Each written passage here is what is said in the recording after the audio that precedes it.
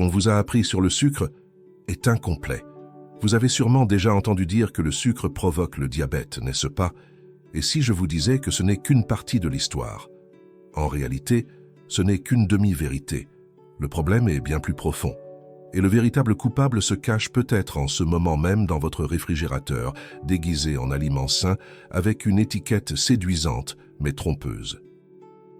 Pendant des décennies, toute la faute a été rejetée sur le sucre, comme s'il était l'unique responsable de la progression du diabète de type 2. Et oui, une consommation excessive peut effectivement être dangereuse. Mais ce n'est qu'une pièce du puzzle. Lorsqu'une personne pense qu'il suffit de supprimer le sucre pour être protégée, elle tombe dans un piège silencieux. Car il existe des aliments, des habitudes et même des stratégies marketing qui causent encore plus de dommages à votre organisme sans que vous ne vous en rendiez compte. La majorité des patients que nous recevons en consultation racontent la même chose. J'ai arrêté le sucre mais ma glycémie reste élevée. Ou encore, je ne sucre pas mon café et pourtant mon médecin m'a dit que j'étais prédiabétique. Ces personnes suivent ce que la télévision, les étiquettes et les publicités leur conseillent. Et malgré tout, elles tombent malades. Connaissez-vous quelqu'un qui a déjà vécu cela?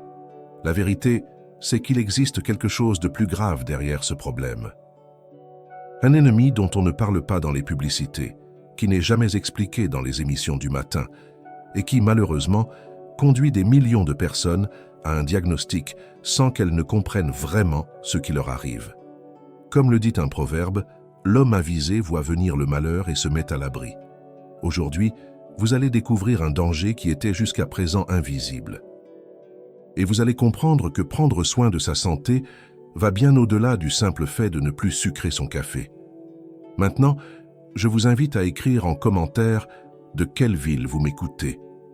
Et si, pour vous aussi, la santé est un acte de sagesse, écrivez également « Ma santé est une priorité ». Le cas de Madame Françoise est le choc silencieux dans son sang. Madame Françoise a 67 ans. Elle a toujours fait attention à son alimentation. Depuis plus de 5 ans, elle ne sucre plus son café. Elle a remplacé les sodas par des jus de fruits frais et elle achète des produits avec la mention « sans sucre » ou « light ». Elle croyait faire tout correctement. Elle marchait 3 fois par semaine, prenait ses médicaments contre l'hypertension comme prescrit, évitait les fritures et les desserts. Jusqu'au jour où, lors d'un simple contrôle de routine, elle reçoit un résultat qui la bouleverse. Prédiabète, glycémie à jeun trop élevé, risque de progression vers un diabète de type 2. Elle était sous le choc. Comment cela pouvait-il être possible? Elle qui suivait à la lettre les conseils des émissions santé à la télévision, elle qui ne mangeait plus de sucre depuis des années. J'ai alors analysé attentivement ses examens, écouté son récit en détail et je lui ai demandé ce qu'elle consommait au quotidien, du petit déjeuner au dîner. C'est là que tout a commencé à faire sens. Madame Françoise démarrait sa journée avec 2 tranches de pain complet industriel, de la margarine, une tranche de fromage et un verre de jus d'orange frais. L'après-midi, une barre de céréales avec une infusion sans sucre. Le soir, une soupe de légumes avec des toasts complets. Aucun sucre visible, aucun dessert. Mais une série de pièges cachés que l'industrie agroalimentaire habille de santé. Je lui ai expliqué que le problème ne venait pas du sucre de table, le sucre blanc, qu'elle avait supprimé. Le vrai problème, c'était l'effet que certains aliments provoquent dans le corps, surtout leur impact sur la glycémie et sur la production d'insuline par le pancréas. Son organisme résistait à sa propre insuline et cela ne pouvait pas être corrigé simplement en retirant le sucre visible de son assiette. Elle m'a regardé, inquiète, et a dit « Donc j'ai été trompée pendant tout ce temps ?» Et je lui ai répondu avec honnêteté « Vous suiviez ce qu'on vous a enseigné, mais on ne vous a appris qu'une partie de la vérité. » Madame Françoise est sortie de cette consultation avec une vision totalement nouvelle. Elle a compris que l'ennemi n'était pas seulement le sucre, c'était quelque chose de plus grand, silencieux, déguisé en aliments sains, et qui s'était installé dans sa cuisine sans qu'elle ne le remarque. L'ennemi caché que personne ne vous montre à la télévision. Ce qui rendait malade Madame Françoise n'était pas le sucre direct, mais la manière dont son corps réagissait à certains aliments qui semblaient en apparence inoffensifs. Et cette confusion n'est pas de sa faute. Elle résulte de décennies de messages erronés, véhiculés par les étiquettes, les publicités et les gros titres répétant sans réfléchir « Le sucre provoque le diabète ». Le problème, c'est que personne n'explique ce qui se passe avant cela. Et c'est là que se trouve le vrai danger. Le corps humain possède un système intelligent pour gérer la glycémie. Lorsque vous consommez un aliment qui se transforme rapidement en glucose, comme le pain, les jus ou les céréales, le pancréas libère de l'insuline. L'insuline agit comme une clé qui ouvre les cellules pour que le glucose entre et soit utilisé comme énergie. Ce que très peu de gens savent, c'est qu'avec les années et la répétition de ce processus, le corps développe une résistance à cette clé. Les portes cellulaires se bloquent, elles rouillent en quelque sorte. Le glucose n'entre plus correctement et reste en excès dans le sang. C'est cette accumulation qui mène au diagnostic de diabète de type 2. Et voici l'angle mort. Ce n'est pas seulement le sucre blanc qui produit cet effet. De nombreux aliments provoquent la même réponse dans le corps, sans même avoir un goût sucré. Farines raffinées, aliments industriels healthy, excès de jus de fruits et même les édulcorants artificiels qui trompent le cerveau, poussent le corps à réagir comme s'il avait reçu du sucre. À la télévision, on parle du sucre comme d'un ennemi isolé, mais on ne parle pas de la réaction en chaîne provoquée par une alimentation riche en produits transformés. On ne parle pas de la graisse viscérale qui s'accumule silencieusement autour des organes et aggrave cette résistance à l'insuline. On ne montre pas le cycle de fatigue, de fringales, de difficulté à perdre du poids et d'inflammation chronique. Et tout cela commence bien avant que le sucre n'apparaisse dans vos analyses. Et le pire, c'est que beaucoup de ces pièges alimentaires arborent des étiquettes rassurantes. Des mots comme sans sucre ajouté, zéro, diététique, complet ou riche en fibres donnent l'illusion que le produit est sain, alors qu'en réalité, il dissimule le même effet nocif sous une autre forme. C'est exactement ce que nous avons découvert dans le cas de Madame Françoise.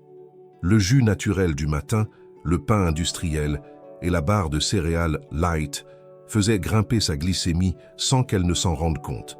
Et il n'y avait aucun dessert en cause. Elle était entourée d'un ennemi invisible qui détruit le corps petit à petit, le même ennemi qui fait partie du quotidien de millions de personnes persuadées de bien manger. Mais il existe un moyen de briser ce cycle. Et cela commence par l'identification des aliments qui sabotent votre santé, même sans contenir de sucre visible. Les 3 aliments qui font grimper votre glycémie sans sucre. Madame Françoise ne consommait ni bonbons, ni chocolat, ni soda, mais son petit déjeuner faisait exploser sa glycémie chaque jour. Et cela était dû à 3 aliments très courants chez les personnes qui essaient de bien manger. Le premier, c'est le pain complet industriel. Bien qu'il paraisse sain, il est fabriqué avec des farines très raffinées et souvent enrichi en sirop ou conservateurs qui accélèrent la digestion. Résultat, une libération rapide de glucose dans le sang, quasiment équivalente à celle d'un pain blanc. Le deuxième coupable est le jus de fruits, même s'il est frais. Lorsqu'on presse des oranges ou d'autres fruits, on retire toute la fibre qui aide à ralentir l'absorption du sucre. Ce qu'il reste, c'est un liquide concentré en fructose, qui pénètre dans l'organisme comme un jet direct de glucose. Un seul verre de jus peut contenir la charge glycémique de 4 ou 5 fruits entiers sans apporter de satiété. Et, pire encore, sans les bienfaits des fibres que la nature a placées dans le fruit entier. Le troisième aliment qui trompe beaucoup de gens est la barre de céréales avec édulcorants artificiels. Elles promettent légèreté et absence de sucre, mais contiennent des sirops cachés, de mauvaises graisses et des édulcorants qui perturbent le cerveau. Ces édulcorants n'ont pas de calories, mais activent des récepteurs dans le corps qui attendent du glucose. Lorsque celui-ci ne vient pas, le métabolisme se déséquilibre et la résistance à l'insuline peut encore s'aggraver avec le temps. Ces 3 aliments faisaient partie du quotidien de Madame Françoise.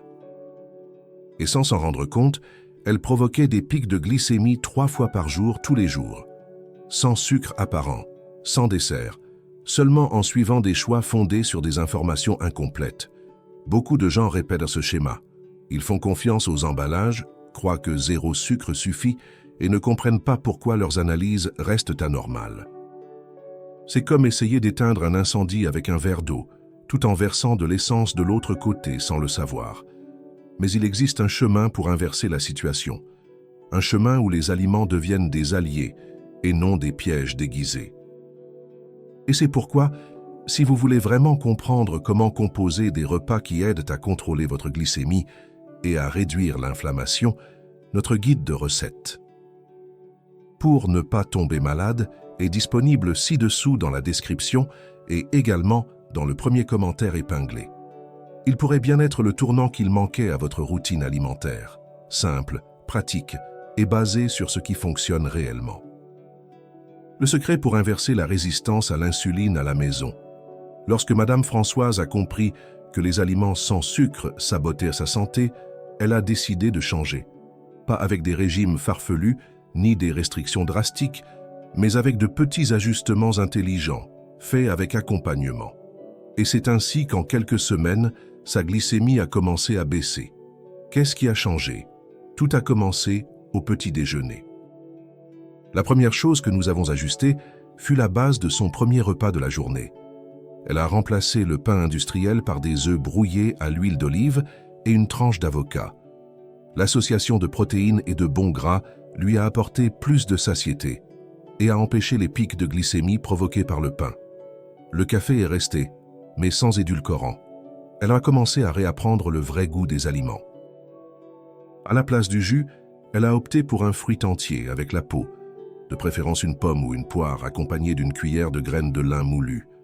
Les fibres présentes dans ces aliments ralentissent l'absorption du glucose, protégeant le corps comme un bouclier naturel. Au fil de la journée, nous avons intégré des aliments qui aident à réduire la résistance à l'insuline. La cannelle, par exemple, a été ajoutée dans ces infusions et même sur les fruits. Des études montrent qu'elle peut améliorer la sensibilité du corps à l'insuline. Le vinaigre de cidre consommé avant les repas aide à atténuer l'impact glycémique des aliments. Quant au curcuma, utilisé dans la préparation des légumes et des soupes, c'est un puissant anti-inflammatoire naturel. Il agit comme un frein sur les processus inflammatoires silencieux qui contribuent au dérèglement de la glycémie. En plus de l'alimentation, une habitude toute simple a fait une énorme différence. Marcher 15 à 20 minutes après le déjeuner. Ce petit geste aide les muscles à mieux absorber le glucose circulant, réduisant ainsi le besoin en insuline et améliorant naturellement le contrôle glycémique. C'est comme si le corps était rééduqué, pas à pas, avec douceur, mais efficacité. Une autre pratique que nous avons mise en place fut l'attention portée au sommeil. Peu de gens en parlent, mais mal dormir augmente la production de cortisol, l'hormone du stress, et un excès de cortisol fait grimper le taux de sucre dans le sang. En instaurant une routine nocturne plus apaisée, sans télévision allumée et avec des horaires réguliers, Madame Françoise a commencé à mieux dormir. Et avec cela, ses analyses ont révélé une nouvelle tendance. Glycémie en baisse, énergie en hausse et la sensation que son corps retrouvait enfin l'équilibre. Ces changements n'ont nécessité aucun nouveau médicament, ils n'ont pas coûté cher et ils ne lui ont pas demandé de souffrir. Ce dont elle avait besoin, c'était de connaissances et de direction. Et c'est exactement ce que notre guide de recettes pour ne pas tomber malade propose. Une démarche pratique, directe, avec des aliments réels, des recettes intelligentes et des associations qui stabilisent la glycémie et contrôlent l'inflammation de façon sûre. Il est disponible ci-dessous dans la description, ainsi que dans le premier commentaire épinglé. Si vous sentez que votre santé est sur le fil, cela pourrait bien être le point de départ dont vous aviez besoin. À partir de là, Madame Françoise a commencé à voir l'alimentation comme une alliée. Et ce qu'il y a de plus beau, c'est qu'elle n'a pas seulement amélioré ses résultats, elle a retrouvé le sourire. Elle a recommencé à marcher avec légèreté, à cuisiner avec plaisir et à sentir que son corps lui disait merci. Sa transformation est venue de l'assiette, de la marche, du sommeil et de la vérité. Une vérité que tous ceux qui pensent que supprimer le sucre du café suffit devraient connaître, parce que ce n'est pas le cas. Et ceux qui l'ignorent en paient souvent le prix fort. Les conséquences bien réelles d'un problème silencieux ignoré. Tout le monde n'a pas la même chance que Madame Françoise. Beaucoup ne découvrent ce qui se passe que lorsque leur corps commence déjà à présenter l'addition, car la résistance à l'insuline ne prévient pas. Elle progresse en silence un peu à chaque repas, à chaque nuit de mauvais sommeil, à chaque encas sain qui ne l'est pas vraiment. Quand les premiers symptômes apparaissent, les dégâts sont déjà là. Chaque jour, des milliers de personnes de plus de 50 ans reçoivent un diagnostic de diabète de type 2. Certaines découvrent une glycémie élevée lors d'un contrôle de routine, d'autres après un malaise, une infection persistante, une plaie qui ne cicatrise pas. Et certains cas sont encore plus graves: perte de vision, insuffisance rénale, engourdissement dans les jambes, amputation. Sans parler des AVC et des formes de démence, étroitement liées à l'excès chronique de sucre dans le sang. Le plus cruel, c'est que beaucoup de ces issues auraient pu être évitées, car le corps envoie des signaux, même discrets. Une faim excessive, une fatigue constante, des envies fréquentes d'uriner la nuit, une soif inexpliquée, des zones de peau qui foncent. Tous ces signes indiquent que quelque chose ne tourne pas rond. Et lorsque l'on ignore ces alertes en se disant « ce n'est rien », on laisse cet ennemi progresser. Il ne s'agit pas simplement de contrôler sa glycémie. Il s'agit de protéger ce qu'on a de plus précieux, son autonomie, son esprit, sa présence auprès de ceux qu'on aime. Aucun médicament ne remplacera la liberté de marcher, de voir, de se souvenir, d'enlacer. Aucune assurance santé ne rendra les moments perdus à cause d'une maladie qui aurait pu être évitée par de petits gestes quotidiens.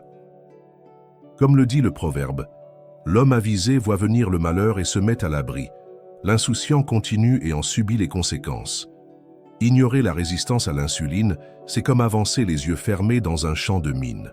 Tôt ou tard, l'impact se fait sentir. Et c'est pour cela que la connaissance transforme. Car lorsqu'on comprend ce qui se passe à l'intérieur de son corps, on refuse d'être manipulé. On se redresse, on choisit, et on commence un nouveau chemin. Même s'il faut le faire doucement, un pas après l'autre. Il est temps d'inverser la tendance. Il n'est pas nécessaire d'attendre que le corps crie pour commencer à l'écouter. La transformation commence dès que la vérité est comprise. Et la vérité, c'est que le sucre, à lui seul, n'a jamais été le plus grand ennemi. Le véritable danger, c'est la désinformation, la routine automatique, la croyance que tomber malade avec l'âge est une fatalité. Ce ne l'est pas. Vieillir avec clarté, vigueur et joie est possible, mais cela demande une décision. Tout ce qui a été révélé ici, les aliments qui masquent le danger, les habitudes simples qui soignent en silence, la manière de considérer la nourriture comme une alliée, est désormais entre vos mains. C'est vous qui choisissez le prochain pas. Pas besoin d'être parfait ni pressé. Il suffit de conscience et de volonté. Si vous sentez que ce contenu a résonné en vous, qu'il a ouvert vos yeux sur quelque chose d'invisible, alors faites un pas concret. Car le savoir, sans action, devient un fardeau. Mais transformé en attitude, il devient santé. Notre guide de recettes. Pour ne pas tomber malade a été créé précisément dans ce but.